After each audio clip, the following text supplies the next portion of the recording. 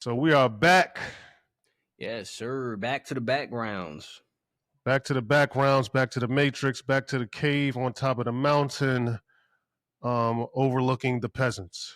All of the peasants, all of the poors running around doing their little small-minded shit, and just up here witnessing it and shaking my head in disbelief that this is the world we live in today. Sprinkling fucking dust amongst these fucking, hoping and hopes that maybe that the magical dust will help them think better and critically think, but that's not happening, Jay. Fuck it. Back to game within a game. We're just going to keep giving you our ideas, our ideologies, and our insight on different things. But first, I always got to go into a little weekly or daily thing that's, always, trials and tribulations, and you know how this shit goes. The day to day. Yeah, the day to day. It's been as you noticed, our backgrounds have been missing.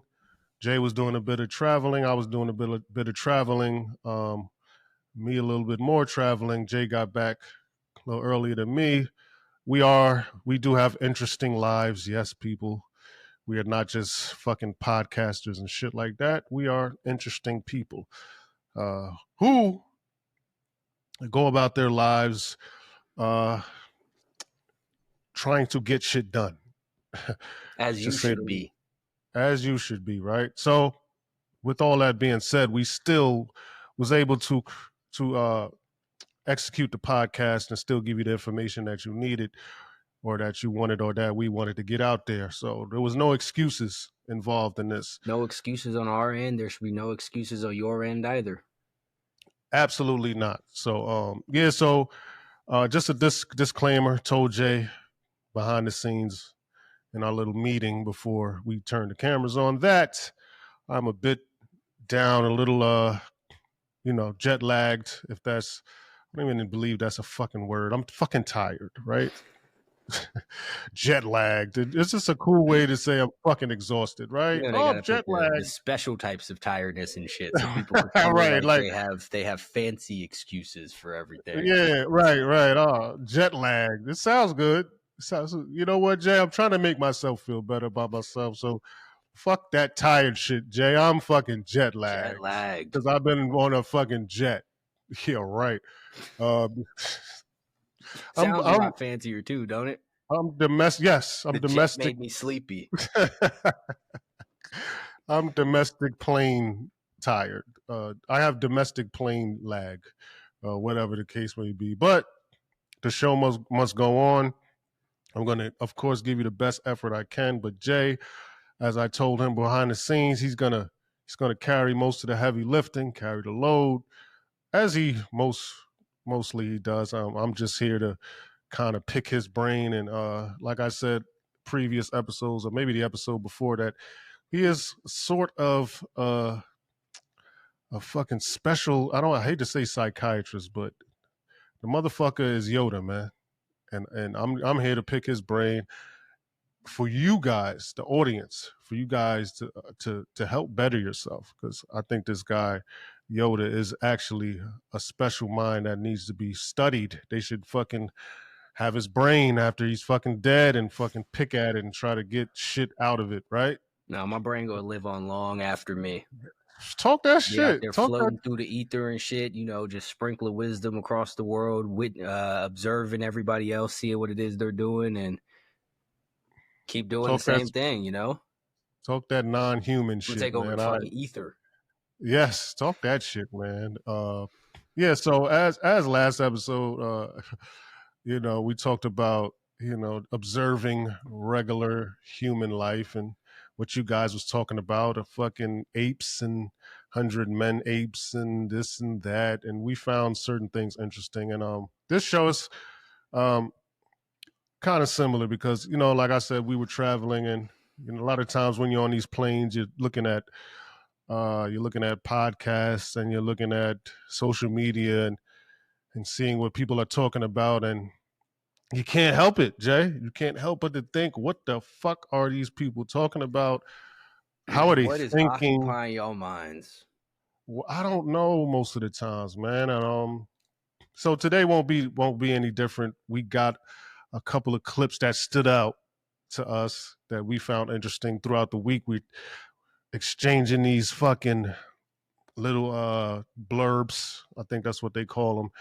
And we was like, wow, this is what we're thinking, right? So one stood out. Oh, before that, Jay, before I even go into that, um, I did this interview while in my travels. I did this interview with Brian Miller, Brian B. Miller. He mentioned the show. Shout out to him. But something he put some assets out and of me talking about certain things in the interview, and one caught the attention. One kind of, I don't want to say viral, whatever. It caught more attention than others about me not touring or the reason for me not touring, and I didn't get to go more in depth about that. A lot of people had their ideas or uh, they're chiming in about what I should do with my business and how I should conduct that. So I just wanted to add a little bit more context to that, Jay, if you don't mind. Go for it. Yeah. So I will be touring soon, right? So, but the idea of this and independence and power and freedom, this is what we scream about on this show. So, and I just don't talk about it.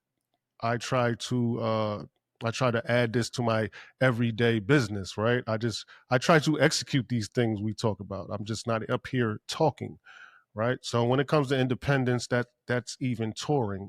That's a part of my business. So I'm in the I'm currently in the process of gathering emails, and I'm doing that because I want to reach out to each fan and have a let's just say a collective of emails. Let's say 5 to 10,000 emails.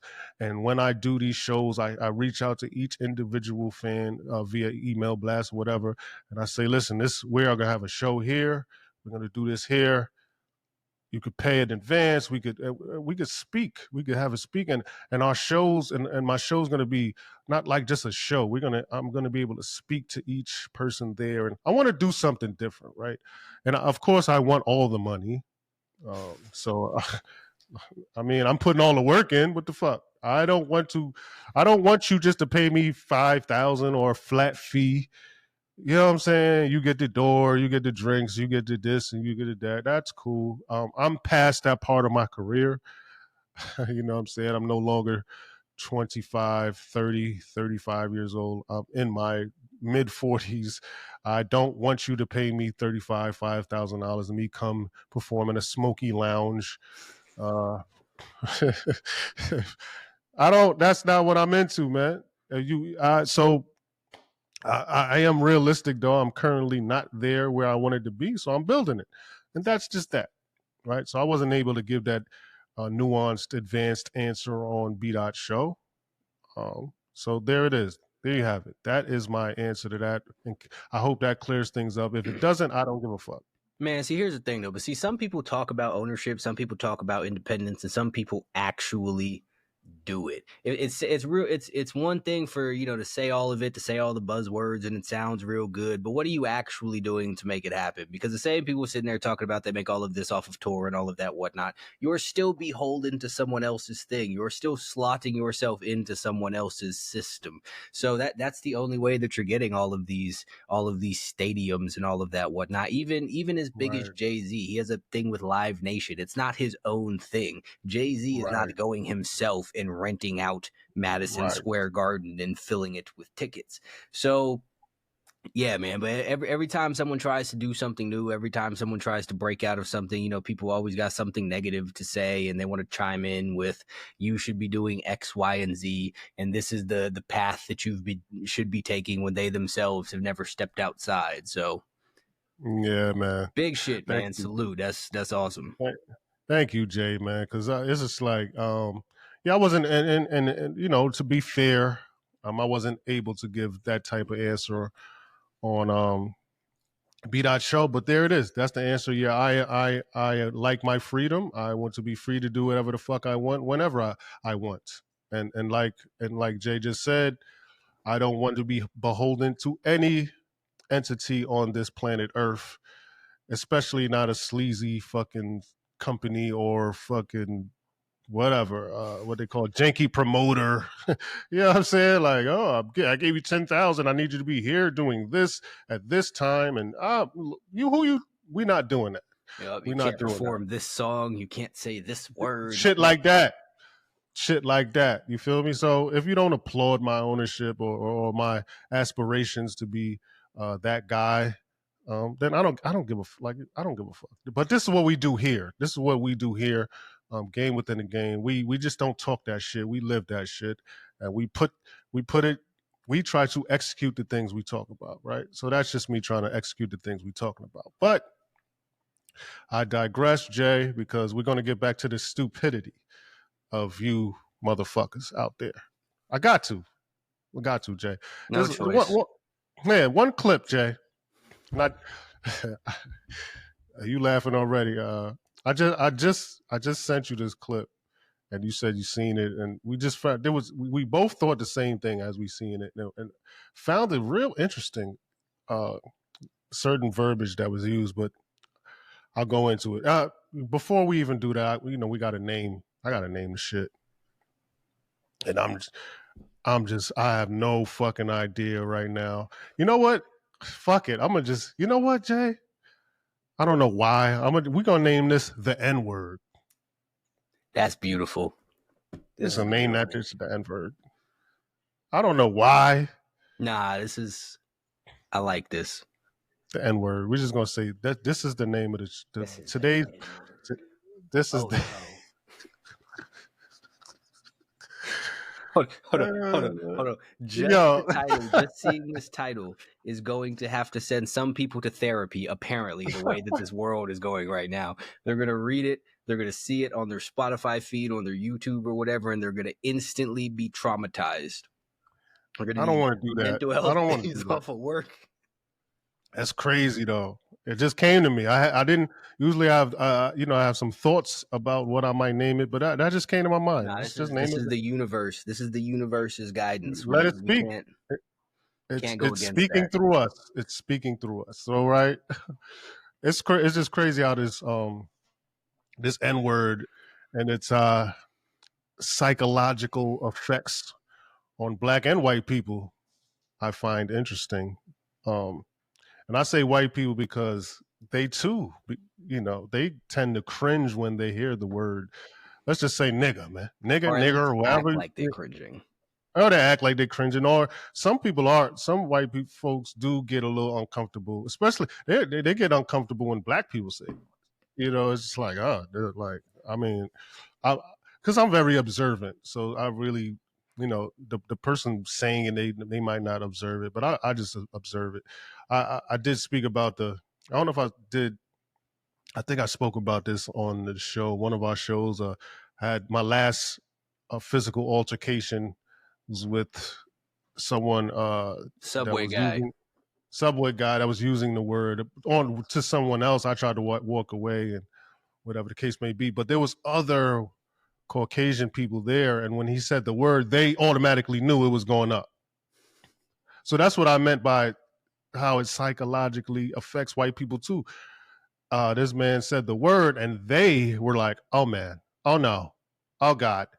They, you know what I mean? It was like, "Whoa, okay, you crossed the line there, buddy. Okay, you crossed the line there, buddy. You could say anything, but not that." So it's like, damn, white, even the white folks, right? They not. They're even beholden to this word, this magical word, right? So that's why I say I find it interesting that white and Black people are affected when they hear it. And I find it interesting because how a single word can either incite anger, rage, depression, or even induce comfort or solace or alleviation. It's fascinating to me. It's almost like, Jay, it's almost like hypnotism, right? How people could snap in and out of emotions once hearing certain words. You know how like when the hypnotist fucking waving the fucking shit and he says a word and then motherfucker just snap out of it. Like, oh, I'm back. Or he says a word or does that and you snap into something. Yeah, so I would equate that to be like hypnotism. And we talked about the word black, black excellence, black love, black movie, black business, black lives, and how that word has been more of a trigger lately, either to induce you to spend money, engage, whether it be via social media or real life conversation, or to avert your attention to whatever the word is attached to, right? And that brings me to this clip, this Mark Lamont or Pierce Morgan clip, basically inviting a Caucasian woman. I don't know the woman, but inviting her to say the N word, the nigger word, uh, in the context of you're an admitted rapist and you admit to saying, because she had admittedly says the word and she doesn't care regularly in regards to black folks. So he's basically just saying like, "Oh, well, say the word now, fuck it." And Mark Lamont Hill, who was on the show, then he begins a spirited rant, Jay, on why she shouldn't be invited to say this racially harmful word. Those are his words while he was on the show. But Jay, that's not what grinds our gears here. Something stood out, right, in his spirited rant. He said, "If she says it, I'm the victim of it." And that word "victim," that word "victim," it's a comforting word for most people. I personally hate the word. Uh, there was a time where black folks, well, folks, especially black folks, were victims of pure evil, lynching, slavery, castration, rape, whatever, etc. While there's still forms of that today in a lesser degree, I would say it's far more avoidable, right? So, but we are now starting to become victims to words now, Jay, and ideas. We're victims to conversations and victims to disagreeable discourse. We are victims now of lesser shit. So Jay, I want to ask you: was Mark being overly performative with his spill? Because one more thing, I'll let you answer that. But before that, because I'll shoot you this scenario, Jay, just to add a little context to the question. What would one like Mark Lamont do in a situation where there's a 6'5", 280-pound redneck with cauliflower ears screaming the word nigger? Um, what would what would Jay? Would this word have the same effect? Would this word have the same triggering effect? And I know that's two questions, but I don't want to get too throw too much at you. But answer the first question: was he being overly performative? But can this word be triggering in certain aspects and not so triggering in other aspects? No disrespected or challenge to Mark. Um, just trying to show a point of how this word could psychologically uh, trick people or induce certain things that it's not natural, or a word shouldn't be able to make you react or not react. So I'll let you go into that, Jay. So first and foremost, I don't know who the fuck Mark Lamont Hill is. Like I've heard the name before, but I didn't know who that was until you said it just now. I'm not saying that in a disrespectful way to him. I'm saying that to say that I don't know him to say whether or not he was being performative in that response. But, it's not about him per se, but this situation, right? So I hate to attach names to it but it's the psychological part of it. So what he said, not him himself, but what he said, was that overly performative, or no disrespect to him? The thing is, I think there are a very, very large contingent of people who truly do feel that way, who truly do feel that just hearing the word from a specific type of non-black person, because sometimes Asian people say it, nobody cares. They don't care whether Mexicans or Puerto Ricans say it. some people don't care when certain white people say it, but then other white people say it, and it's a huge thing. And I do think that some people legitimately have this response to it, but that as a whole is what the problem is. Because as soon as you started describing this earlier, I thought of exactly what it is that you said, which is hypnotism. So if you look out into the world and you see a group of people and they react a certain specific way when somebody says the word watermelon, you would think this is insane for you to respond this way just because I said this word, right? And the hypnotist, he snaps, he does the thing, you're under his, you do what it is that he says, or you do what it is that he has pre-programmed you to do, which is, you see on the TV shows, act like a dog or whatever dumb shit like that, right? And this is seen as hypnotism. But then when you take it into a real life context, and every single time Black people hear this word and react to it viscerally so, you say it's natural, that it's understandable based on the past, a past that they themselves have never happened to experience. And I think that it is absolutely wild to give so much power to a word, because you swear that these people are so against you. So why would you arm them with something to attack you and to hurt you, right? Because there are certain people who feel like if you say the N word, this is disrespectful and that must be addressed immediately. And you see yourself as the, asserting your dominance or commanding your respect or whatever the case may be when someone says it, and you respond and make sure they don't say it again. But in the larger picture, what you've done is now give this person power over you, your actions, and your feelings, because it's a word at the end of the day, right? It only has what it is that you give to it. So when you attach this significance to it and you say this word is hurtful, this word is damaging, this word is triggering, and then you go out and throw it out into the world there, all you've done is arm a bunch of people who you think are against you with a way to hurt you. Why in the world would you do that? Because once you strip that from it and you don't react to it in that way, it no longer has that sort of power, right? So people like to talk about their traumatic things or their triggering things, but at the end of the day, things only have the significance that you give to them. So to decide that you want this to be something so damaging to you is absolute insanity, because at this point in time, it's learned. There aren't people walking around who were actively slaves being whipped on a plantation called niggers. Like that's not happening.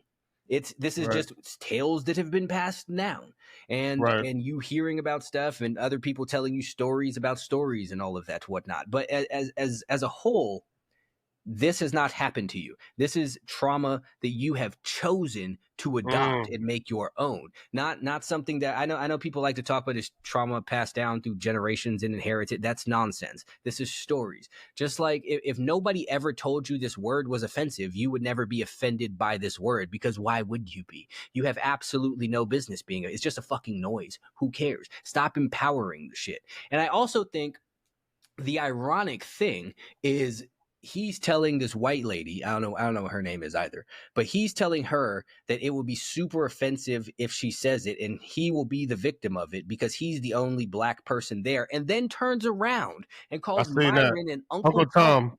Yeah. You're putting this woman down for talking about racial slurs, and then you go and use one against him in the exact same breath. You want to hear the crazy part? And I'm reaching here. It looked like he was about to say sand nigger. This sand nigger, I swear to God.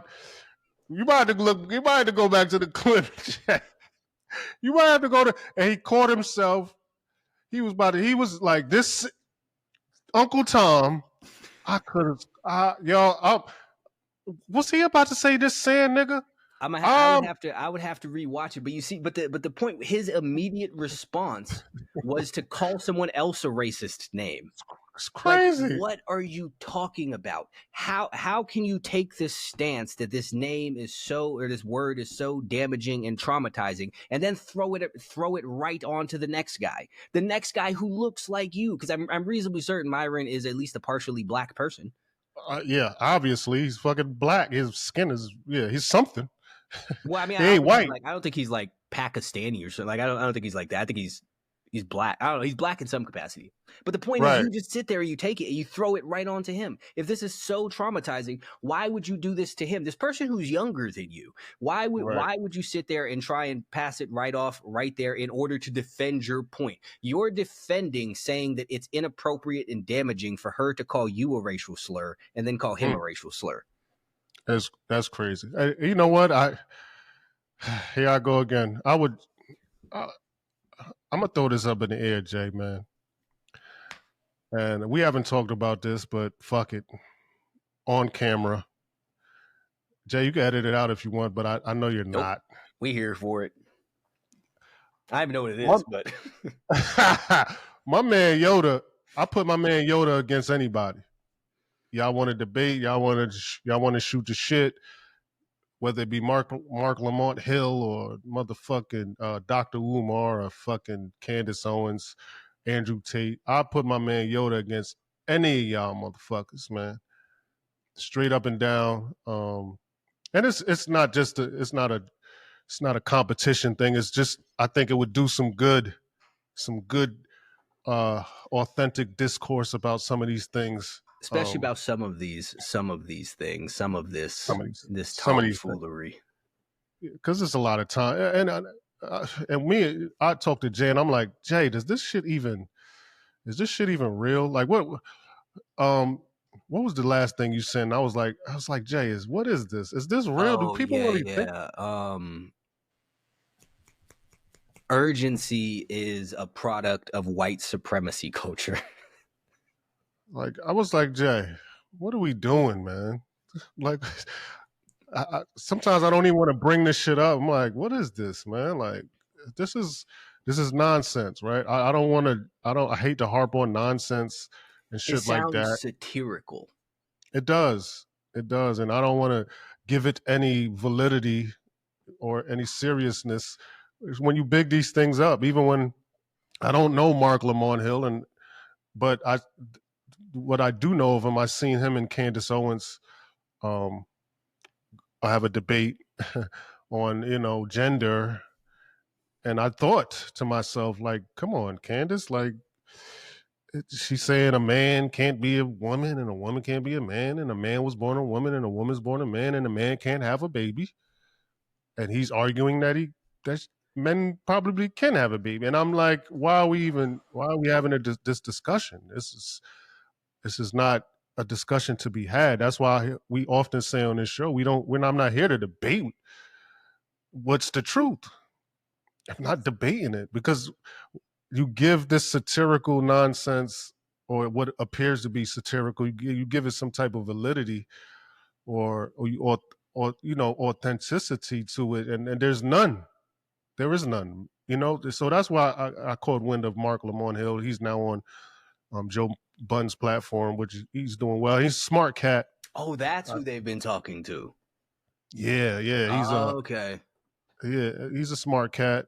And we say this a lot on this show, like smart, intelligent people are able to somehow debate points that have no validity and somehow give it some sort. And that's, I think, even with his discussion with Candace, that's what frustrated her.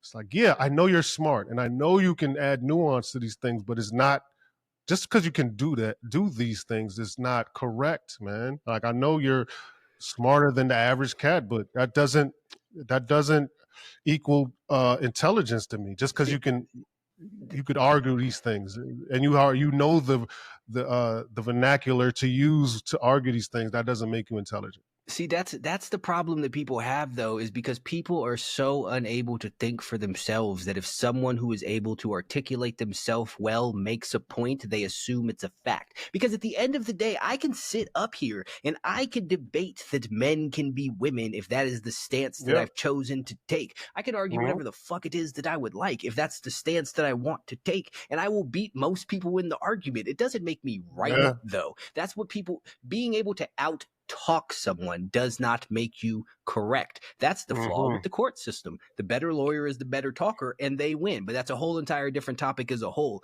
But people get this shit. Yeah, you can nuance something all the way to shit, and that makes a lot of people believe that you've proven something wrong. Like, right, in the same way that I'll say that anyone can do whatever it is that they want, and someone will come and pop up a thing, and, well, what about the person who was born into slavery in Ghana?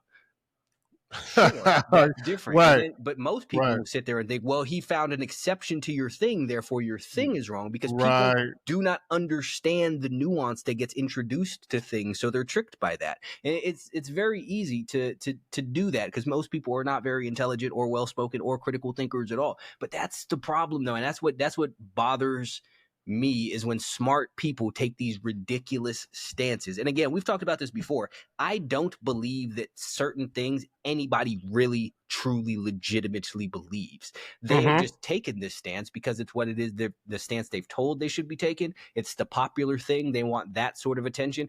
I do not believe there is a motherfucker in the world who truly believes that Me men neither. and women are interchangeable. I Me don't neither. think that even the fucking Transformers believe it, but it comforts them. I don't believe that a Mhm. single person truly believes that.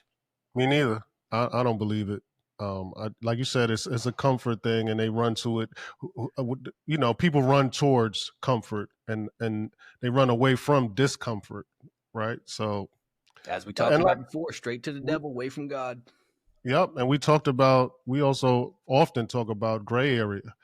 You know, you guys can live in that gray area and thrive, and that's another conversation to be had. Like people like Mark, and I hate to harp on him, but because I think he is intelligent to a certain extent.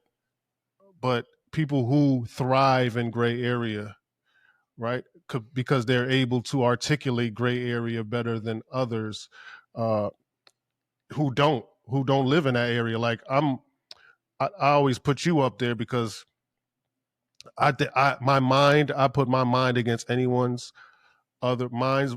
If you want to go mind for mind, I think I put myself up there amongst the top elite minds in the world. But being able to articulate these things are a different thing, right? Like, so I use the art form of rap and writing and stuff like that to articulate these things. Jay, he uses the art of getting in your ass with these words and shit, right?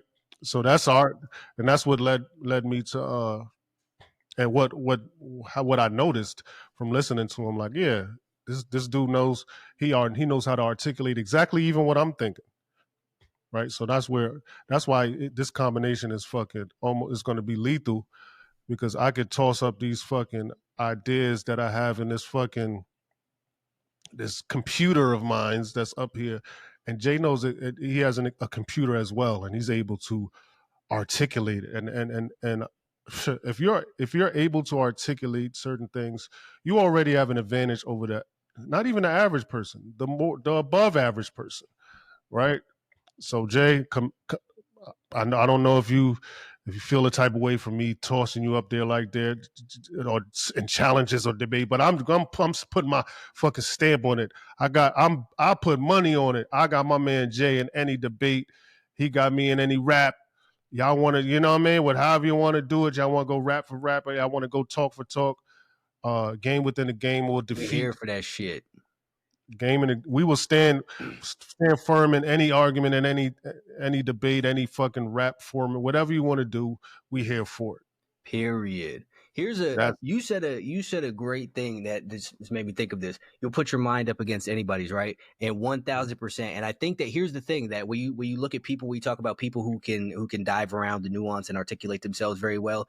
I think that where Kanye winds up in so many problems is because he's yeah, ahead of so many people yeah. mentally, but he is not able to articulate That's himself it. well enough. So That's because it. of that, it's very easy to make him appear wrong. And again, this is not a knock to Kanye at all, but he can't fully articulate the points that he wants to make. And because of Absolutely. that, people can very easily make him seem crazy or make it seem like he's wrong, when in reality, he's not. He just is unable to defend the point that he's making as well as certain people are able to pick it apart, or at the very least as quickly. And I also believe that on some degree, his own arrogance will prevent him from wanting to explain himself. And I fully get it, because I've said shit like, I'm not gonna fucking explain it, because fuck you, who are you to question me?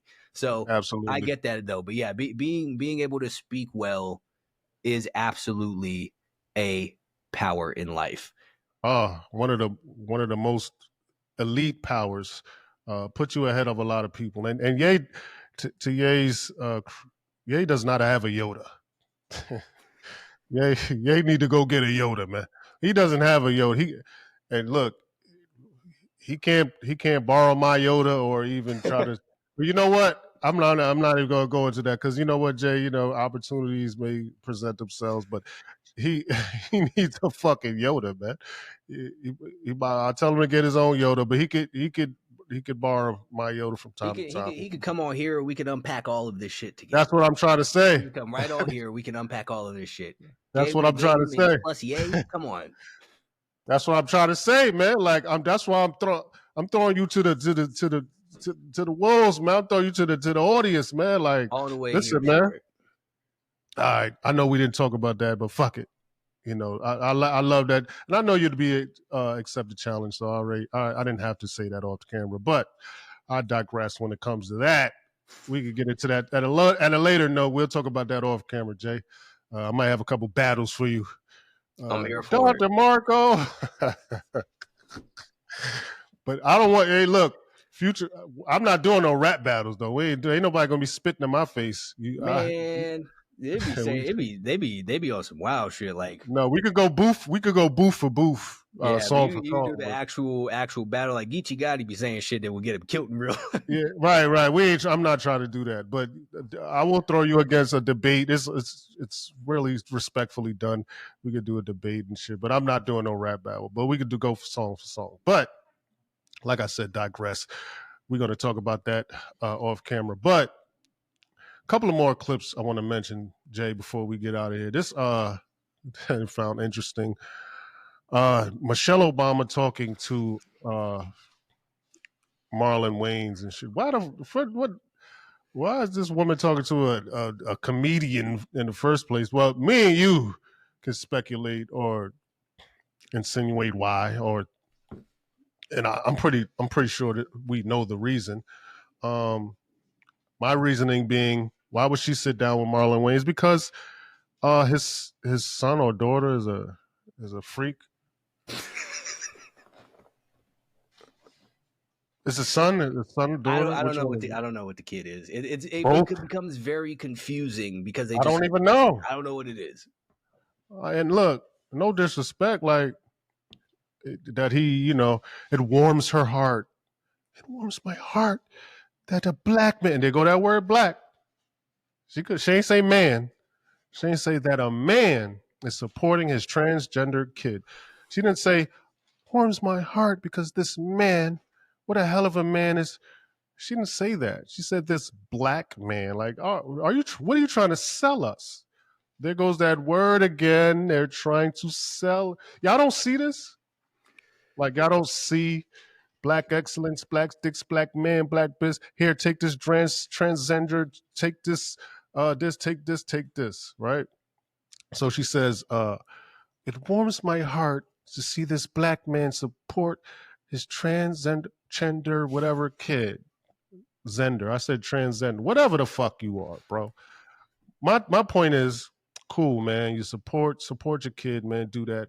Why do we need to know about it, man? I support. Like, you don't need to throw this to the fire. And the ex fucking president's wife, why are you even speaking to this fact and propelling this? And why is this a clip that's going for? Why, Jay? Why is this a thing, man? Like, why are we even talking about this shit? Why does this warm her heart, Jay? Say that. Yeah. Why does this warm her heart?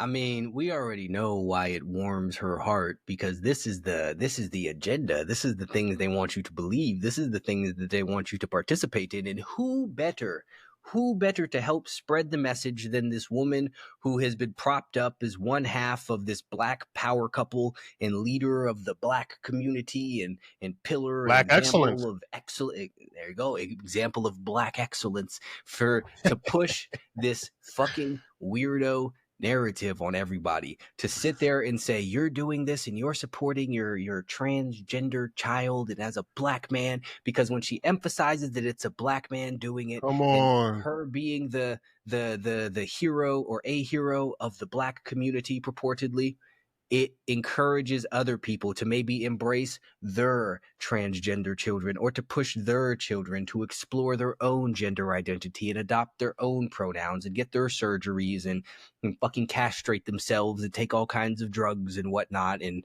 prance around in dresses and all of this other shit that's apparently so bold and so brave and so amazing for you to embrace who it is that you are and go against what the societal norms and all of that, and just be yourself in spite of all of the pressures that are against you, even though nobody is against you, at least not publicly, because these are not things that you're allowed to say. And I want to pause real quick too, because I've seen a bunch of people passing that clip around with the thing of I was where gonna they're saying, before you go there.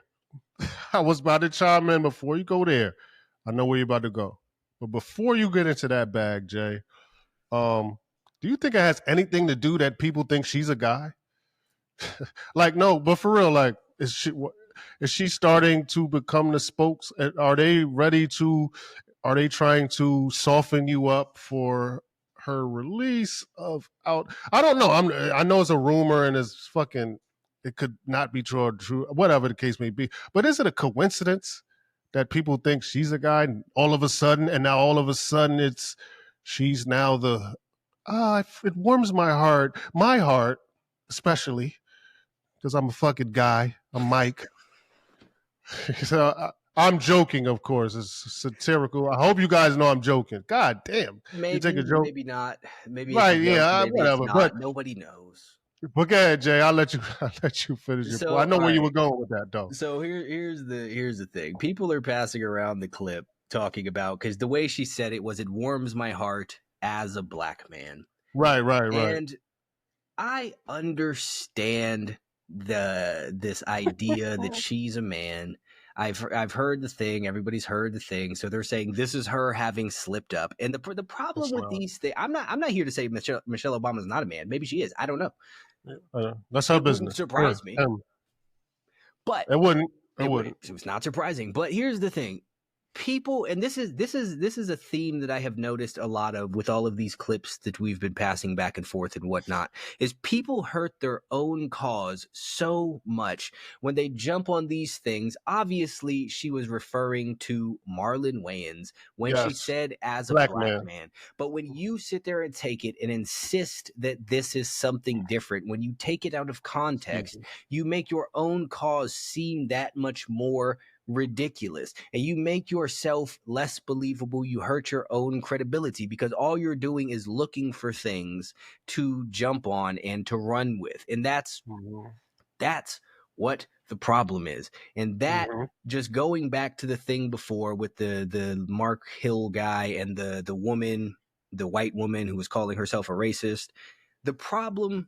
Oh, I'm sorry. And then I don't know if we haven't brought this up yet, but the woman in the park and all of that whatnot. But the reason that We get into that. people are feeling all of these ways about stuff is because nobody could be objective and actually look at what comes with their cause and reject the things that don't and say this isn't the case. It's the same thing when black people run around and they want to call everything racist and support everything black. If you can't also condemn your own people, nobody is going to care when you defend them, because at a certain point, it looks like you're just defending them purely because they're black. You don't care if they're doing the right thing. You don't care if they're doing the wrong thing. You just look like you want black people to be untouchable and immune to criticism and all of that shit. It hurts your cause much fucking further rather than benefiting it all. You're rallying behind the wrong shit. You're rallying behind the wrong people in your quest for whatever the fuck it is that your quest is. You're hurting it. But back to the Michelle Obama thing. Maybe she's a dude. I don't know. But that is not her admitting that she's a dude, period. But No. people need to really sit there and look at this stuff and think, why is the exactly what you said? Why is the former first lady propping up this stuff? Why is she running around spreading this weirdo shit everywhere? And not only that, people keep saying it's this inclusion and this tolerance and all of this stuff. First and foremost, by their own admission, they're like 1% of the population. These gender bender transformer people, right? They're Yep. 1% of the population. This is nobody. There are more Star Wars fans in the fucking country, and they get made fun Facts. of too. Why are we Facts. not rallying for the Star Wars people? Why are we not Right. rallying for the people who dress up like fucking animals and trees and whatnot? Why are you not rallying for the cosplayers and the people who walk around dressed like superheroes? They're marginalized too, because people Right. make fun of them. People don't take them seriously. And prior to 10 or so years ago, nobody gave a fuck about the trans people. They were minding their own business. Yes, people thought they were weird, but nobody was truly actively against them until they started pushing the shit. Until they started saying, here, look at this, accept this, participate in this, do this, and accommodate them amongst your daily lives and all of this stuff. Nobody cared until then. I didn't even know there were gay marriages until they told us there were. Like, nobody gave a fuck. That's what I'm saying. Nobody cared. Nobody cares until you try to make people accept it. And that's the question, because they drape all of this shit amongst, we want equality and inclusion and tolerance. They were fine. They were fine before everybody knew about it. Absolutely. That's what I don't get it. You made people not like them by pushing this weirdo shit everywhere. This is why nobody gave a fuck. Well, I remember when I was like, when I was living in California, when I was like 16, 17, up at fucking La Puente, at the middle of the night, it would be a street with a bunch of fucking dudes dressed up as women that were prostitutes, and everyone was just like, "Oh no, those are the fucking transgenders, the fucking transvestites," and nobody cared though as a whole. It's like, yeah, they're weirdos, stay away from them. But other than that, nobody gave a shit. No one cared. Nobody cared, man. Like even walking the streets of New York at night, still to this day, but even to a greater degree. Back in the day, like I used to be leaving studios in like 42nd Street and all these other, man, it's a different world. It's a different world. It's like they own the night at where you think the freaks come out at night? Houdini told y'all, man, like where you think that shit came from? But it wasn't a thing. Like everybody's like, yo, they do their thing, we do our thing. Nobody cared. Who cares? Nobody cared about the fucking the drag, the fucking cross dressers and their little drag shows. Fucking RuPaul has had a TV show with his weirdo little competitions for years, and nobody cared about it. The only reason people care now is because they're trying to push it on every goddamn body. And this is not an elaborate or complex thought. This is very straightforward. So obviously, the people who are pushing this understand that nobody cared about them before. Yeah, once you got the kids involved, and you start seeing this stuff in schools and stuff like that. That's when people was like, "Hey, wait." Chill. Stop telling my little boy he could be a girl. Yeah, once that's when you cross the line, man. You could be yourself. Be yourself behind closed doors. Who cares? No one cared before. When you start propping this stuff up and promoting it, I tend to believe that's for a reason. And when you do market things to sell. You're trying to sell something when it's being marketed. So that tells me you're trying to sell this to American people, because I don't even believe this is a worldly thing. People tell me all of the time, we don't see this shit in fucking Asia. We don't see this shit in Africa. You don't see this shit in Eastern Europe. No, they are selling this Western thing. They are selling this to you now, American people. And you gotta be, and this is on this show, we tell you to beware of keywords. That's why we say words like black. When you start seeing these words, black and N-word and transgender, it's a narrative, it's a marketing tool. It's hypnotism almost to a certain degree. Exactly what it is. They condition you to believe all of these things. And don't get it fucked up. They are in a room and they're throwing these words amongst what they call a think tank.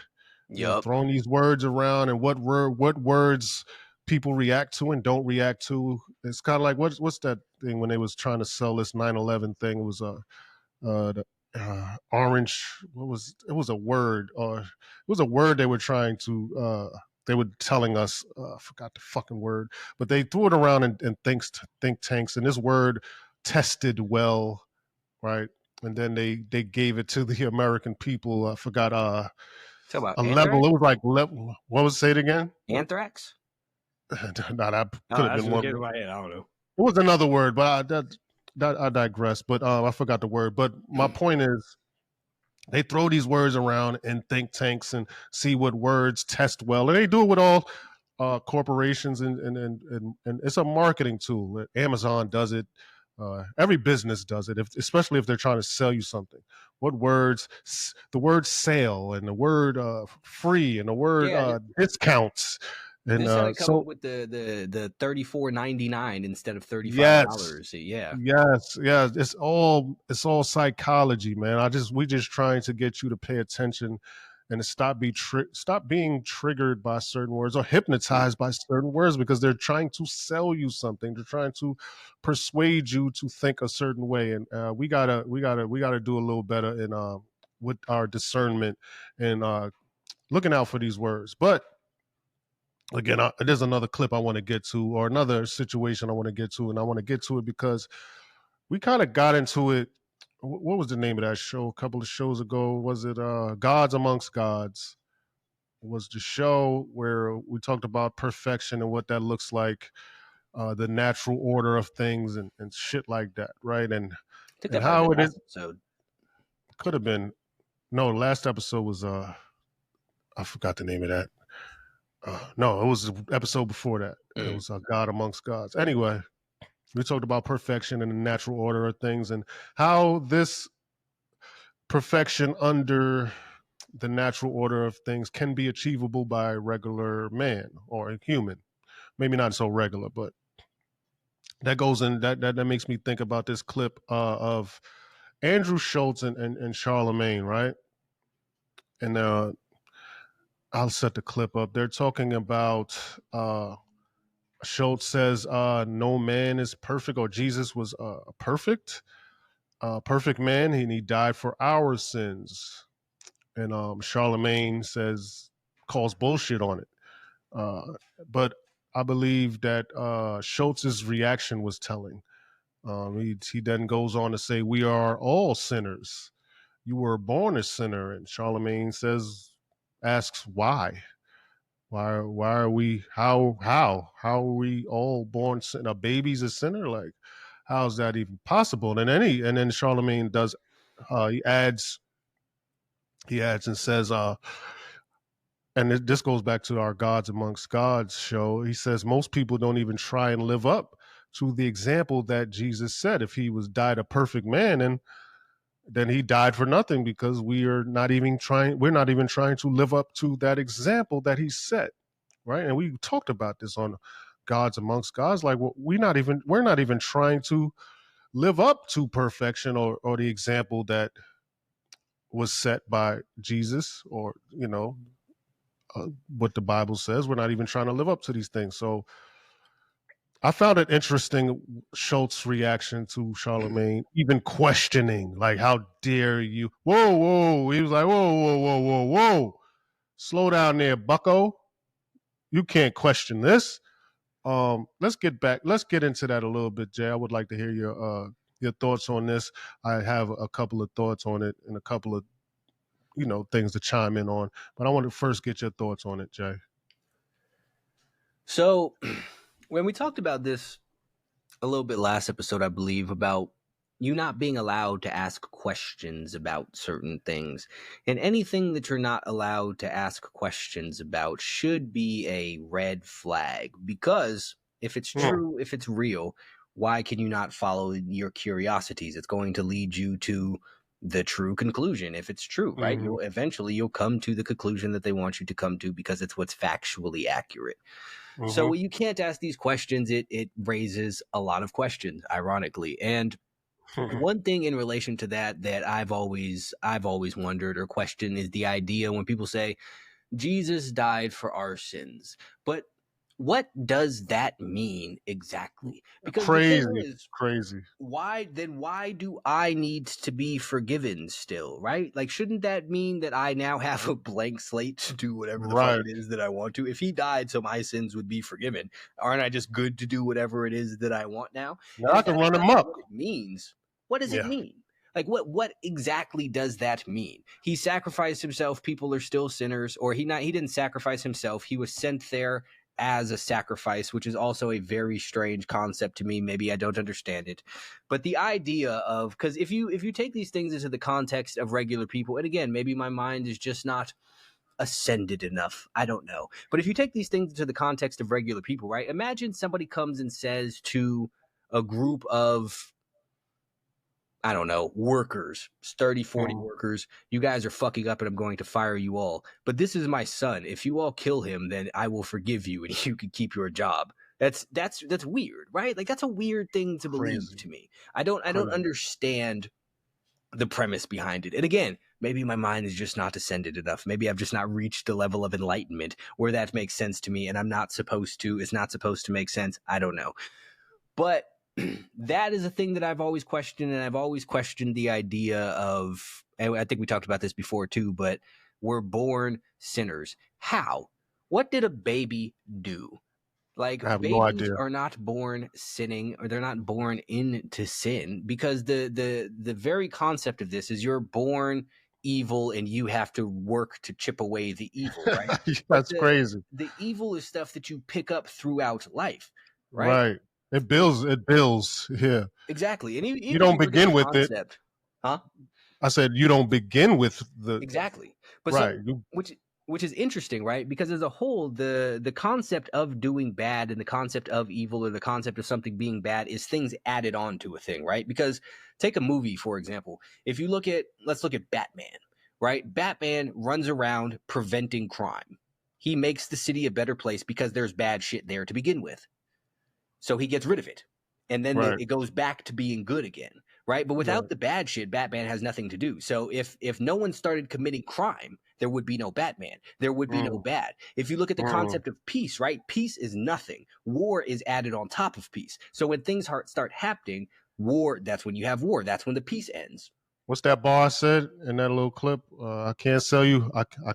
I can't sell you peace if I don't sell you war. Exactly. So you create the problem, then you get rid of the problem, right? And the baby comes out blank slate, as nothing. Nothing has been added on to this baby to corrupt it. So you're not born as a sinner. You're born into a world which can corrupt you, but it is also possible that you can go throughout the entirety of your life and never do a bad deed. That's a thing that's possible. It's entirely possible that you can go throughout the entirety of your life and never lie to anybody, never steal, never cheat, never cause anybody undue harm. Yeah, for sure. Along those lines, is it possible to go through your life without committing some sort of act of cruelty, period? Now, and he freaked out when he said the thing about how are we born sinners or whatnot, right? But it's a very, very reasonable question. And so many couldn't answer it either. Because there's not an answer. But so many people's things too are predicated around the idea that children are innocent. And children are innocent because they haven't been corrupted. They haven't had any of this bad shit added on to them. Nobody is just born as a bad person. You are made into a bad person when you collect these bad character traits, right? So I think that we might have talked about this before too, but I think these things as a whole are just excuses to fall short of things and to do bad things. And I also think that on some level, and maybe this is weird, I don't know, but we talk about the island people a lot, right? And I feel like part of the justification for the island people's actions somewhere in their mind is, well, we're all born sinners. Nobody's good. So when you're born sinners, you're not good as a child. You're impure and corrupted then. Jay, add a little context to island people, just real quick. We have some new listeners and shit. Yep, island people. I live on an island. The Epstein Island people. Epstein Island, yes. Yes, that is correct. That's a good clarification. Hey, let's clear that up, Jay, please. Epstein, all the Epstein list people, right?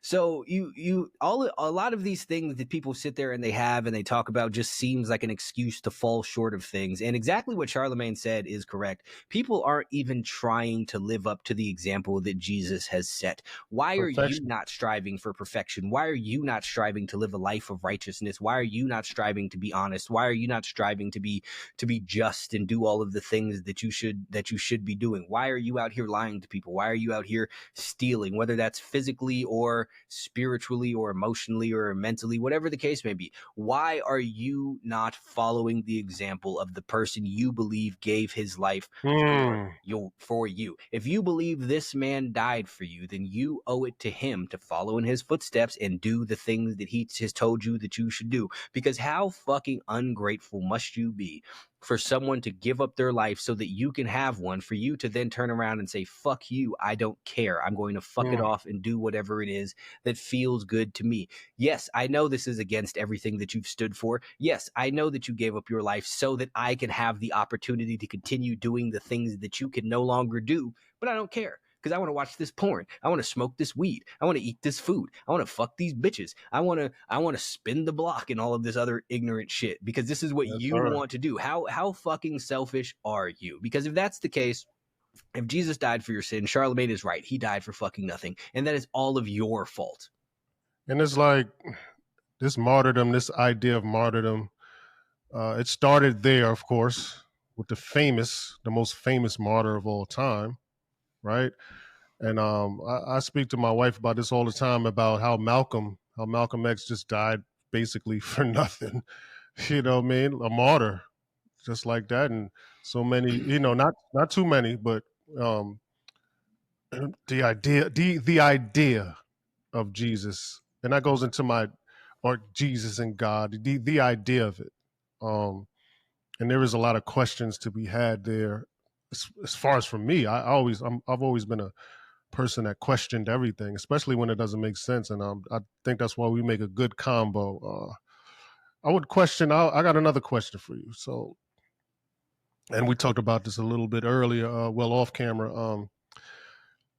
How vain has human life become when we could put a face and a name and an eye color and a hair color to something so goddamn powerful? Like, you understand what I'm saying? Like, the idea of something that creates mountains and skies and moons and stars. Yeah, this guy got blonde hair. You know what I'm saying? Like, I I have to think about that. I just don't know. Like, what do you put it? How vain do you have to be that this guy has a name? Well, his name's fucking. This is his name. God, Jesus, whatever. This guy has a name. Allah, whatever it may be. He's a guy. Is he? What? And these are my questions. It might be ridiculous, like you said. I might not be fucking that enlightened to or knowledgeable to be able to answer these questions or even think about these questions. But these are the things I ask myself, and I'm just throwing this out there. Did we humanize the universe? Because I believe that God, whatever name you want to call it, Allah, whatever, I believe that is the universe, right? That is the universe, and there's natural laws and order with this universe. I can't put a name to it, but for lack of better, for the argument's sake of argument, we'll say God, right? But how vain has human life become where we could say, oh, this guy is blonde hair. Oh, he might be a woman. Yeah, well, it's a guy, is a woman. He might be black. This guy, we got wool, hair of wool, skin of brass. We are humanizing this, and does that look add like Shaft? Right, like this Shaft walking around in fucking silk garbs, floating with sandals on? Like, oh, okay, like what are we doing here? And are we human? Did we humanize it to the point to where is that why it's able to be disrespected in the manner it is now?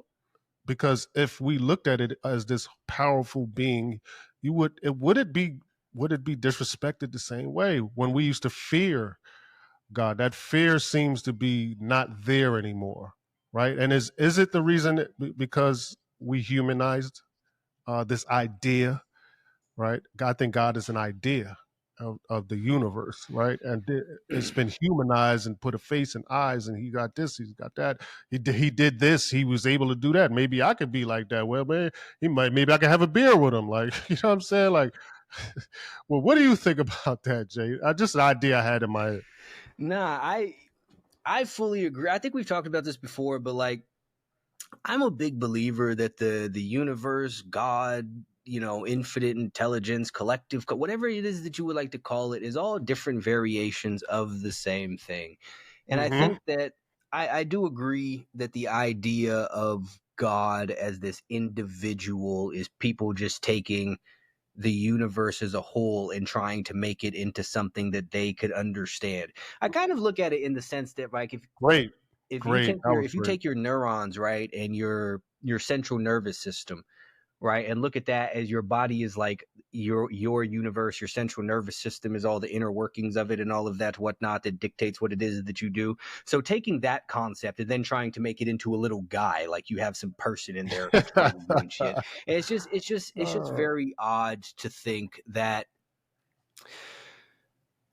that's what it would be like, for everything to be interconnected, and it's just some dude up there pulling strings and everything. And right. I think that that's one of the reason, like, if you go to Eastern culture, you look at Buddhism, Hinduism, and all of that, they don't have a lot of the issues that we have here in the Western world, because theirs is more centered around ideologies and beliefs and the inner working. They have their resurrection and all of that stuff, Virtues. and they have, Yeah, exactly, it's more so connect or centered around the inner workings of things, as Mm-hmm. opposed to some divine puppet master. Because even Buddha's a teacher in their thing. He's not a god, and they have Janesh and all of that, who's another variant, but he's not like the overseer or the Right, over ruler of their religion. And then even when you go to like Islam and stuff, they do have Allah, they do have Muhammad, but it is right. against their religion to depict or describe the motherfucker, because Yeah, they understand that's not the point. The point right. isn't, did this prophet have braids and tattoos? The point is, what was he talking about? What is he Mm. teaching? What is he trying to show us? What are his lessons? And they kept the focus on the right thing. Over Mm-hmm. here, we have people sitting here arguing about, well, Jesus was a white guy in the Middle East. No, Jesus was black and had dread. Who Mm-hmm. fucking cares, man? Mm-hmm. Are you following his teachings or not? Are you doing the things that he has said that you should do or not? Who gives a fuck if God is a man or a woman or a motherfucking mystical sky elk? Who cares? The point is, he has given you life. This is your belief. He has given you a set of rules to live by, and a way to, and a Mm-hmm. roadmap to go about life. Why are you arguing over what the person who gave you directions looks like? And this is just another thing that you have to divert away from what it is that actually matters. And I think over here again too, because we have this concept of freedom of religion. So you have a lot of these religious issues here, because people are able to just so openly disrespect other people's beliefs and whatnot, and this creates all sorts of dissent and smaller issues amongst people. Whereas again, you don't have this in the Middle East, because this is over here Islam, Muslim. Period. It doesn't matter how it is that you feel about it. It doesn't matter what it is that you think about it. This is what it is that we do. If you say otherwise, go the fuck somewhere else. So it would be one thing if you can have your own, you have your own shit, but you don't sit there and try and disrespect everybody else's shit. But again, I think that all of these things are by design, and it is a way to keep people from focusing on what it is that really matters. You're keeping people from being the best version of themselves, because they're sitting here arguing about stupid shit like what Jesus thinks about tattoos, or some Right, nonsensical shit like that. right.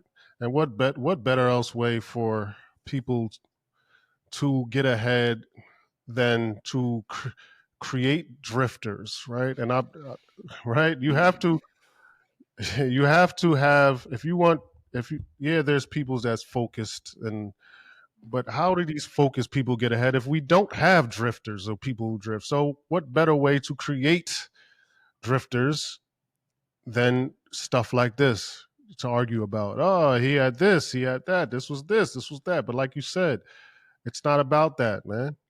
It's not a, like you said, we're all, it's a connective thing. It's a connective thing. The universe is connected.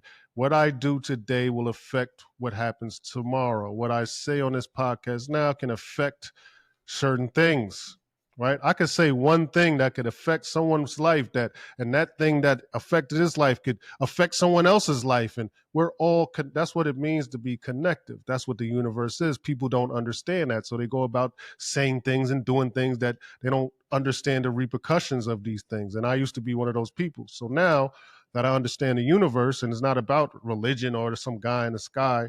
It's about me and what I put out in the universe and how it can change the universe, either for the better or for the worse. Right? So I make sure that I try to put the best things out in the universe because I know that it's connective. This is the natural order of things, right? If I go out and take someone else's life, that's a father or a mother, I know that affects the kids. The kids grow older, it affects so many things. This is the universe. If I go out and kick a fucking dog in the face, it affects everything.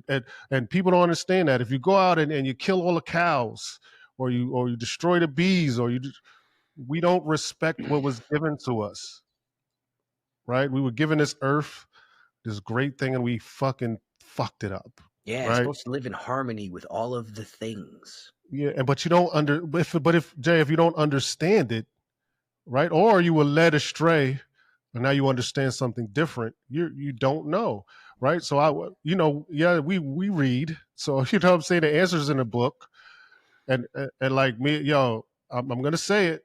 I'm gonna say it. If you want to hide some, it's a joke that me and my wife say.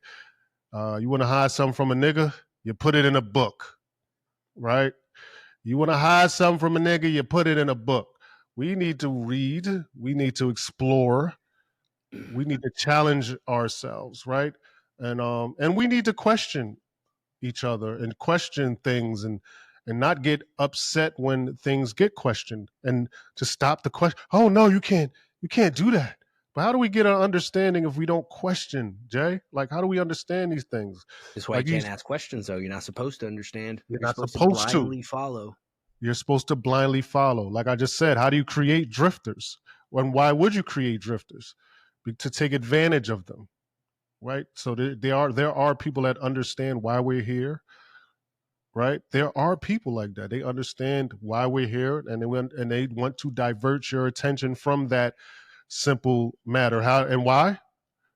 Either for power or money, whatever the case may be. They just need to distract you long enough to extract your natural resources. If it's your working, your capabilities, your mental, your physical, whatever it is, man. So, like we say on this show, the natural order of things is connective, man. And whether it's like you said, whether it's a guy in the sky, we don't believe that shit. What we believe in is the natural order of things. Yeah, man, and that's exactly what you said too. That's both Buddhist and 5%er ideology. I believe is the 85% of the population is dumb, deaf, and blind. 10% knows the truth but wants to keep them blind to it, and I agree. 5% trying to expose it. I And agree that's with what it that. is that you see now, man. You brought up Malcolm X when we were talking about Jesus, and the same thing. You see all of these people, all of the the woke brothers and shit nowadays fighting for The Soul Brothers. the soul brothers fighting for their freedom, not understanding that they are following slave roadmaps. And this is all of the shit that, again, Malcolm X talked about too. Beware of these motherfuckers talking about this shit. And y'all ignored it and went right the fuck to it. And people do not understand this shit. And this is, again, this is going back to the very beginning. I think this is why they have wrapped so much up in this N word, that they want everyone to fear so much, is because, not only because of that, but because of the story that comes along with it. There And you go, have Jay. this idea and you have this belief that you are oppressed by this word, and that stretches out to that you are oppressed by the system as a whole. And again, I know people are stupid. I'm not saying that there's no racism. I'm not saying that nobody is fucking racist. People are racist. Whoop-de-fucking-do. But this is not the Jim Crow era. This is not fucking Tulsa, Oklahoma back in the days. This is not segregation. This is not redlining and all of this shit.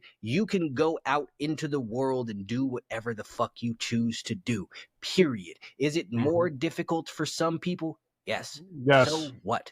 Such is fucking life. The point is, you are free to do it. What people fought for was freedom, which is not just to be given things, it's the freedom to go out and do things. People were imprisoned once upon a time. They rioted, they rallied, and people said, okay, fine, we will tear down the prison walls. Then they tore the prison walls down, and you motherfuckers refused to leave the area of the prison, and then blamed the people because they didn't come and put you somewhere else. And you're like, well, we're still over here. We're still dealing with all of this. Leave, motherfucker. All they had to do was tear down the walls. There's no more walls there. Now your belief in the walls is keeping you trapped in this little space because you're sitting here talking about, well, how am I supposed to go anywhere? 300 years ago, there's walls right there. But it's not now. These people had a head start from us. Okay, so that's life. Go catch up and go do the thing. They've been doing the stuff. No one's going to take away their shit and give it to you. You're not fucking special. People have confused this idea of equality with special kinds of treatment for people. You have opportunity. Go make something of it. Stop sitting there and pointing it at everybody else, because nowadays what they have done is convince you that that other people having a head start is somehow to your detriment. They have convinced you that your past is the reason that you can't do something currently in the present. They have convinced you that all of this shit is holding you back, and now you don't even try to move forward. They removed the walls to the prison and convinced you that they were still there, and you fell for it. And then they turn around and attack anybody that says, hey, there's no walls there anymore. And then they sit there and go with all of this other shit. Then they want to go around with what the dude talk about, the Uncle Tom shit, the coonery shit. It's like, well, you're saying this isn't a thing and this isn't affecting it. Move from your fucking space. There's no walls, god damn it.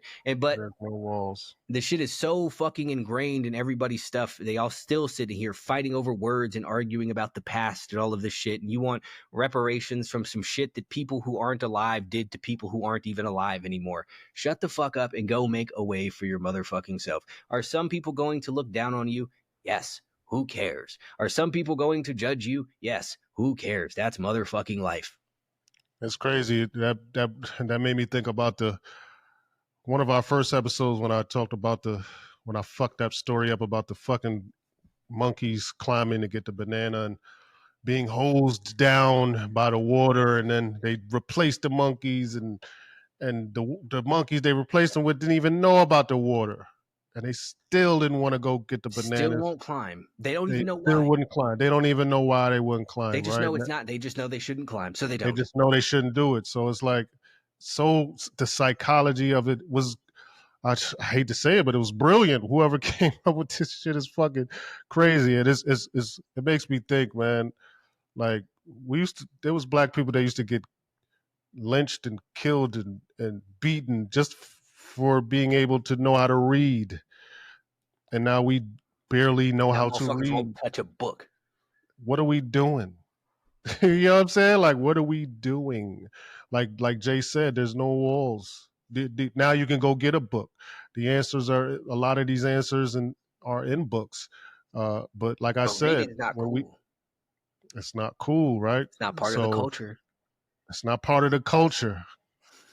I hate. That's why I say, we said this last episode, this is not my culture. I don't call this culture. I don't call rap or sexy red or fucking all this garbage, or being overly promiscuous, or overly having a bunch of jewelry, or a bunch of slang, or sagging your pants, or whatever the case may be. I don't find that to be culture or cultured.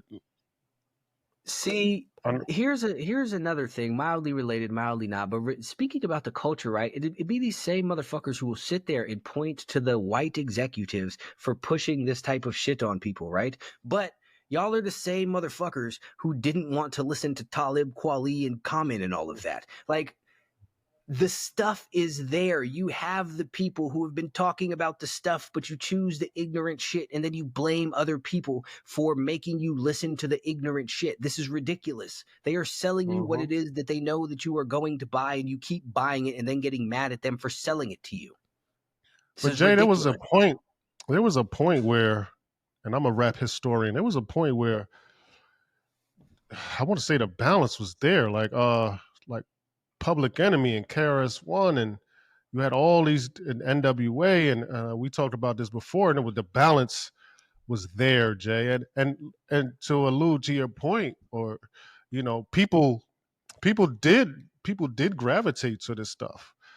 So I might want to have to disagree with you a little bit, because this stuff people did gravitate towards a Karis one who was a teacher and Public Enemy, but when you introduce these other ideologies or this other shiny, whatever the case, whoever them, I don't want to put that on one artist or whatever, but there was a point where De La Soul and all this stuff was cool. It was right, and then there was a point where it was like gangster rap without a conscience, because there was always gangster rap, but it had a conscience, right?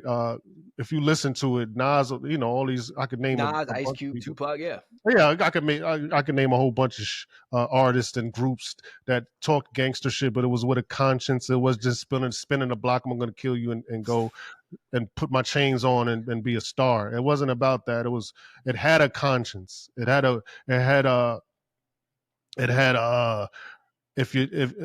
consequence and the repercussions, right? It had that. If you did this, you got this.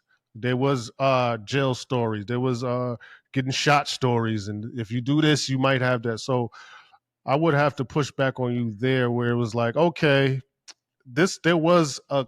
I believe there was a conscious effort being put forth by who?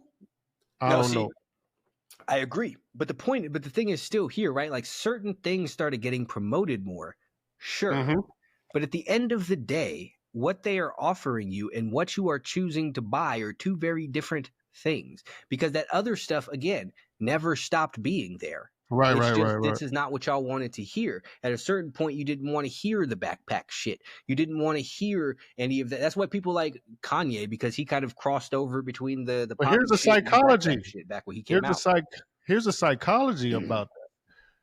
Because you said at one point we didn't want to hear it, but why is that? But when we did want to hear it at one point, because these are we talking about artists that sold records, De La Soul and Tribe Called Quest. At one point, they were at the top of the class, right? And then you did have a balance where it was like Kool G Rap and Nas. You had a whole array of artists, but then you bring on other artists that wasn't so conscious, talking about maybe jewelry and dressing fly and all the other thing, clubs and promiscuity or whatever the case may be. What was it where it was like, oh well, now this is cooler than this? Like, when this was prevalent and we had reverence for one thing, and then it was like, okay, if I give you this plate of cookies and I give you this plate of salad, you know what I'm saying? Like, okay, the salad was cool, Jay, but the cookies taste better, man. So if you get my metaphor, I think you do. I think this is the thing. And I think it was Freddie Gibbs I heard say the shit where he said, I can rap like them, but I can talk about gangster shit, and it sounds cooler. At the end of it sounds cooler. Period. Mm-hmm. Like, right. So you have like Talib Kweli is a better lyricist than DMX, but DMX's music sounds cooler. Or better. Exactly. Sounds better. It might sound just better. Right. So it sounds more appealing. A large part of that too is related to the content and the things that you can say. Like there's a reason, like you look at like Black Thought or whatever. Like he weaves in between the two different things. And some of it it sounds cool. Like Lil Wayne be rapping about all the crazy. It sounds cool. And it sounds much cooler than if he was just talking about a bunch of positive shit all the time, at least from a wordplay and, video dancing around perspective. But if this was propped up to be popular by the powers that be, because we know about these suggestive, marketing tools, why would they prop up one thing over the other, right? Why would right? So that's towards the bad shit. That's the point I'm trying to prove, Jay. Absolutely. Like, okay, absolutely, that's a fact, right? They could have chose KRS-One to be Jay-Z. That could have been a thing. That they could have did that. See, that's not what they wanted you to gravitate towards. But right. see, again, this this is the thing with the people who have the issue with the system, but still participate in the system's narratives and stuff. Because like, you don't want to fuck with this. Okay, cool. But stop going with the narratives that they are handing you. So they rock with the shit, because still, again, you could have yeah, they did all of this. They want you to go towards this, but you went towards it. At some point in time, you have to sit there and you have to stop taking or start taking it away from what it is they offered you and what it is that you accepted. I agree. I agree. And that goes back to even knowing that we have the power, right? We do have power. And it's crazy when I mentioned last episode, the Shador thing, there were a couple athletes that hit me. I'm not going to say no names in my DM. And they was like, yeah, like nah, for real. Like, yo, this was up. Like, why are we settling for this or settling for that? And why don't we realize we have the power, right? Because there's a reason for that. And I know that you finna get into that. But we have to realize that we are the influence. We have the influence, which they use to sell their things or sell their narratives or whatever the case may be. And that's what a sellout is. If you want to be technical, that's my definition of a sellout: using your influence to sell your people out, right? And that's what. And going back to Malcolm X, you sent me a clip. Actually, it's funny. You did send me a Malcolm X clip of him and with LeBron and him saying these certain things about how they prop these celebrities up, and celebrities are not supposed to be leaders or leaders of the people or whatever the case may be. These are people they use to sell narratives. They are marketing tools because they have influence over us. But influence is power, Jay. Like, so get into that, how we sell our people out or sell the people out, not just our people. We sell everybody out by using our influence. And that goes to rap, that goes to basketball, foot, whatever influence you may have, even social media. Why do we continue to sell people, humanity? Let's just say that. Because we're going to stop using this black and this white, because now these words are being used for marketing tools, and that is crazy how they even turn that into a marketing tool. White, black, not the other words though. Like, they don't use. Yeah, you know what I'm talking about. And then it's like, who's behind? Like, hey, come on, what are we doing? Why are they pitting? Who's like? Oh, I'm starting to see a pattern here. But yeah, Jay, we're gonna stay away from that for now. But you can't speak about. Right, but we can say white, black. These are the triggering words, right? And now we keep doing this, but I'll say we are selling humanity out by using our influence and taking a check to turn people into drifters, whether it be via religion, social media, whatever the case may be. What do you think about that, Jay? I think that is exactly and very apparently what it is that's going on. It's people will go push whatever and then blame it on the powers that be, as opposed to their own decisions there. And it's like, yeah, sure. I saw, you know what, to take it away from this thing specifically, I saw the other day somebody talking about why obesity wasn't people's fault, and they were saying that, well, the ads for the fast food are everywhere and they push it everywhere that you look. It's like, okay, cool, but they're still not making you go eat the fast food. And this is the problem. Again, this still goes to the prison wall things. This is psychological warfare that you see nowadays. And they're telling you that it's all of this other stuff, so you focus on everything but the fucking messages that they push you, or that they push towards you, because you see every single thing that they talk about is disempowering, and you accept these things. It's not your fault that you're fat because they advertise fast food everywhere. It's not your fault that you're poor and your people are killing each other because look at the slavery 400 years ago. It's not your fault that you worship degeneracy and nonsense because look at the music that they push towards you. Look at the liquor stores in your community. Look at the fact that the system and the powers that be are sexualizing women. It's not on you for looking at them. All of this stuff is to convince you that you have no control over anything and that you don't really know what it is that's going on. Even what we were talking about before with the Michelle Obama and the Transformer kids and whatnot. If you look at the very basis or the very base level of that narrative, it's that you don't know what it is that you see by looking at it, because they will sit there and tell you to say you can't tell what anyone's gender is just by looking at them. The message in there is do not trust your own eyes and look to other people to tell you what it is that you see and to tell you how to understand things. All of these narratives nowadays are slavery. And I've said it before, your people talk about oppression, but the oppressors are narratives. And people are free to unsubscribe from the narratives, but they take the ones that suit them and they run with them, not realizing that they got these narratives from the people that they are calling their fucking oppressors to begin with. They are giving you this shit to run with. You're taking the baton and you're going with it and doing all of your fucking things. And what is very, very interesting to me is that people will see someone like Candace Owens or Russell Brand or what's the fat white dude, Alex Jones or Andrew Tate, who they go and try and deplatform for saying certain things.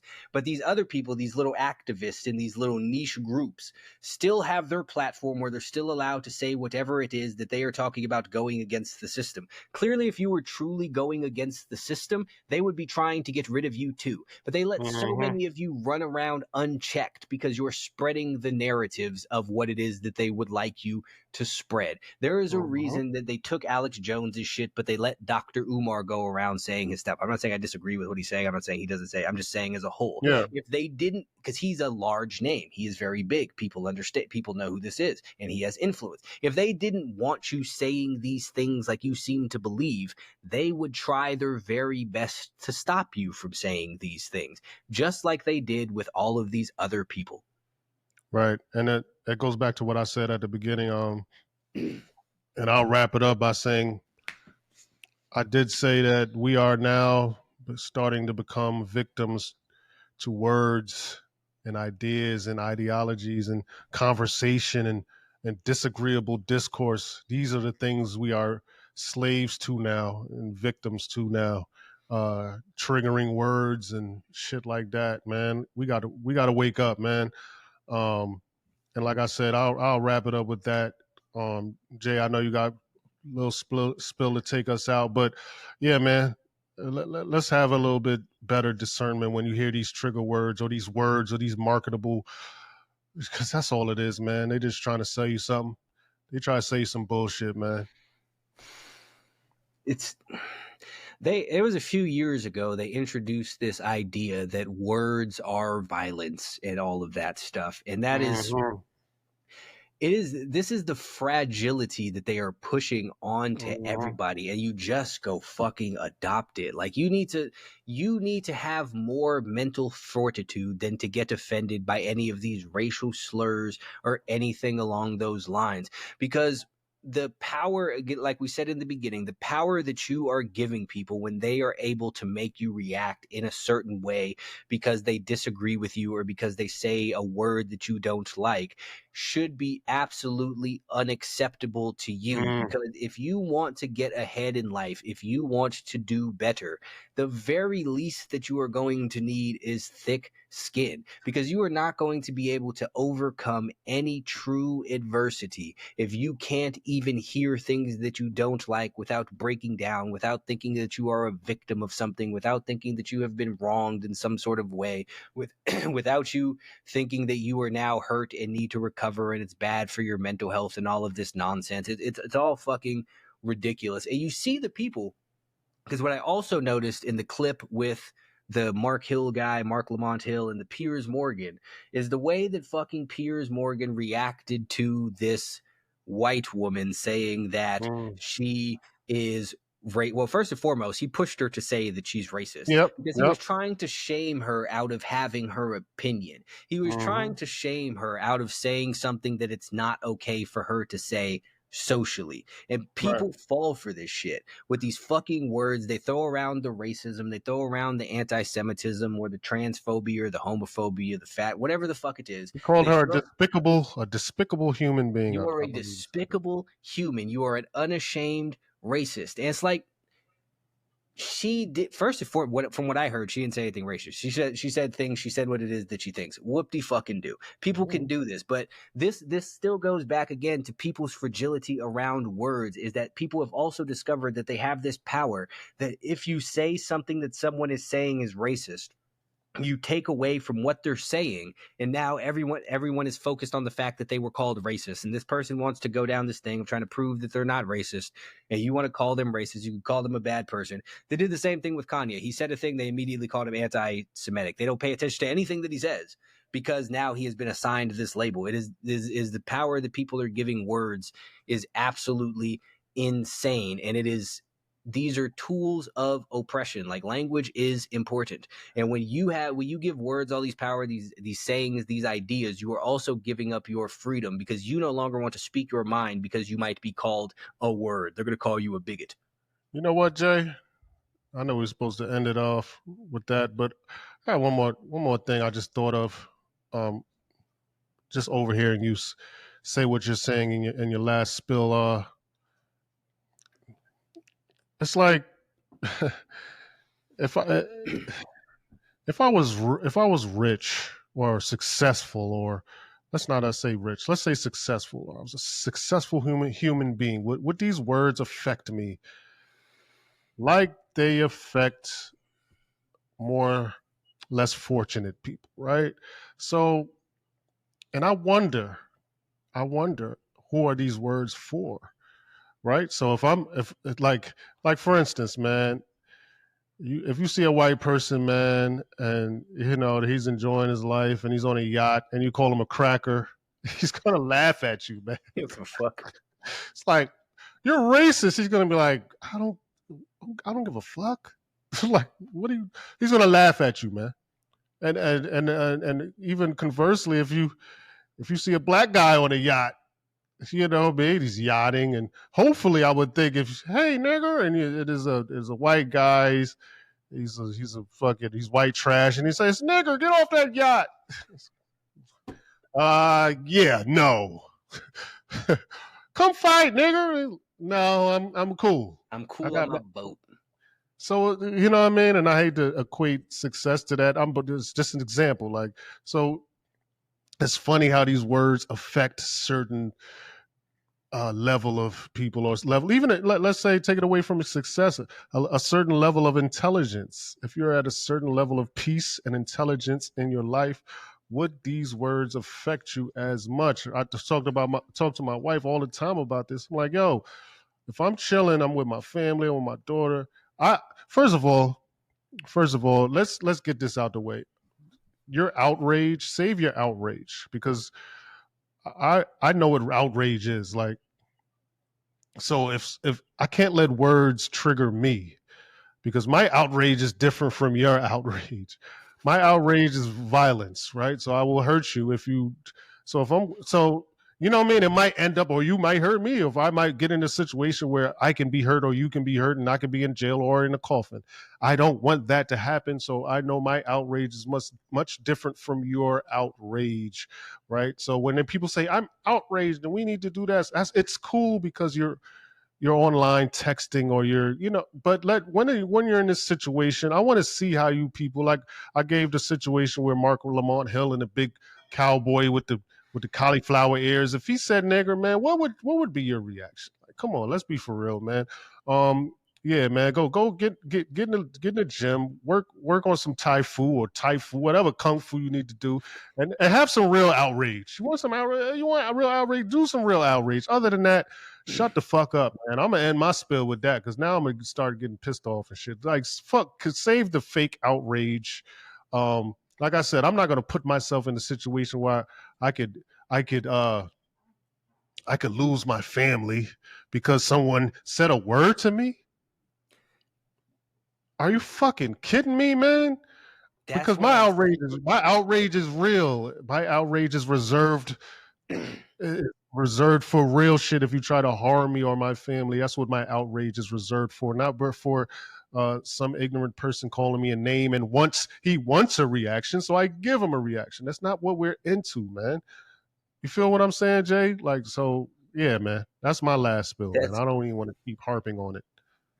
Nah, see, that's what I'm saying. That when you give the power to this word, you are giving the power to the people who say the word, and to put yourself in a position where somebody can then force you to do something that's going to make you give up everything that you've earned or lose everything that you've worked for is What are we absolute doing? insanity, because What are we they said a doing? thing that you were told that you shouldn't like. Because at the end of the day, it's a word. Yeah, Whoop-de-doo. It's a sound.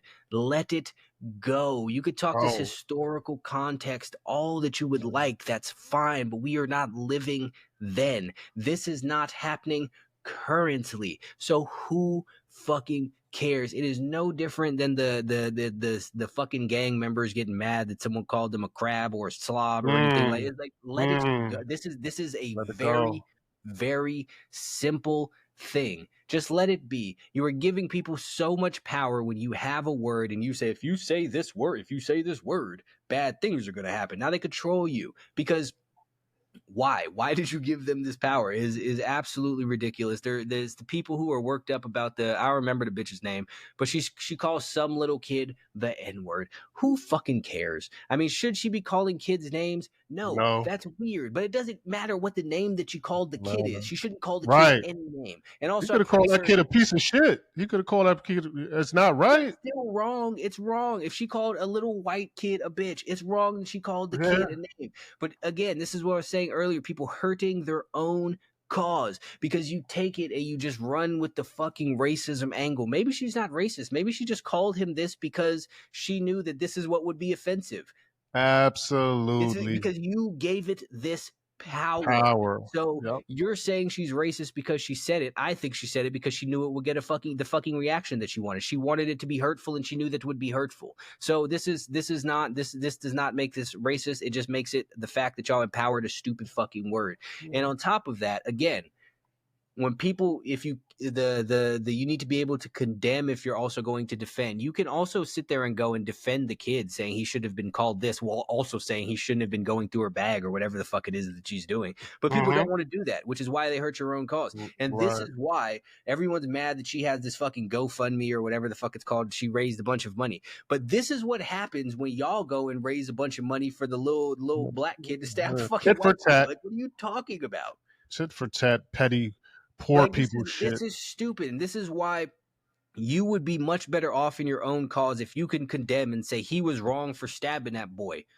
Like, what the That's it. fuck? Why you're defending a murderer just because he's the same color as you, which is why people are rejecting your fucking causes.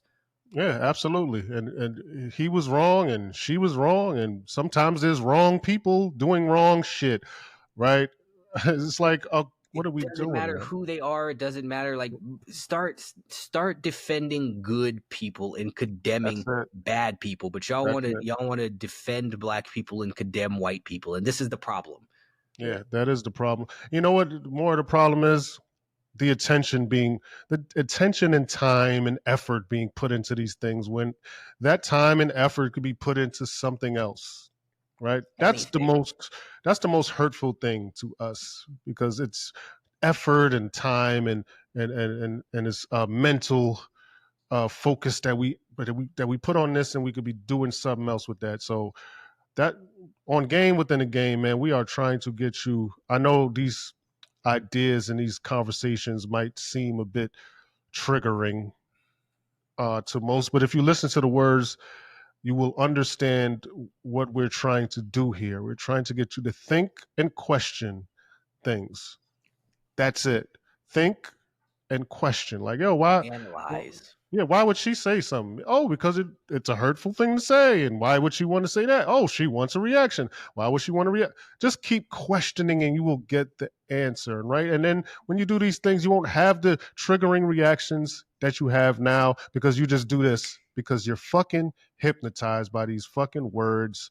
And white people as well, not so hypnotized because you can go around calling white people a whole bunch of names. They just, whatever. But we happen to be so hypnotized by these certain words, and we got to stop. Get like Jay says, just don't give it power, man. Just don't give it no power, man, and just let it go. I'm not going to risk my life or my family or my well-being for a word. Nobody cares. It's not that big of a deal. The N-word. And that's the name of this episode, the N-word. Motherfucking right. Game within a game. Signed, sealed, delivered. Peace out.